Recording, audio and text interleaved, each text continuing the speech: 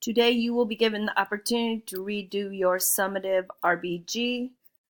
You will need to use correct sentences now that we've talked about sentences. So when you redo it, make sure your sentences are complete sentences as we've talked about in class. First thing you're going to do is you're going to write in your journal. You are going to write in your journal about what you need to do to improve your Skinniman summative. You need to look at my comments. You need to look at your other RBGs, see what's going on. If you like your grade, you're going to explain what you did well on it in your journal.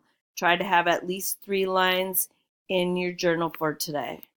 The other thing you're going to do today is actually fill out this form when you redo your paragraph. So you have a document in Classroom called Summative Assessment Redo. It's just a document by itself. I did not put it in a topic. So here's what it looks like.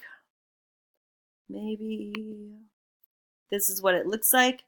First of all, I need to know what your theme is. You had to choose a theme from that summative prep. You still have that document. You have the link to a theme. If you haven't picked a theme or your theme doesn't work, go find that link. Then what 3 ideas are you going to use? Remember, they need to be these. You need to use a signpost, a gem, a character's action, or a journal entry. The easiest journal entries are probably songs. Okay? Does your topic sentence look like this? If it does, awesome. If it doesn't, fix it here. Does your conclusion sentence look like this? If it does, awesome. If it doesn't, fix it here. Then, this is a paragraph to show you what it looks like, although it's different because this is all journal entries. Remember, you need 3 different entries. You need where's that list? You need a signpost, a gem, character's action. Remember, you can also use a BHH, but those will be your red, blue, green parts. Notice my support sentences are underlined.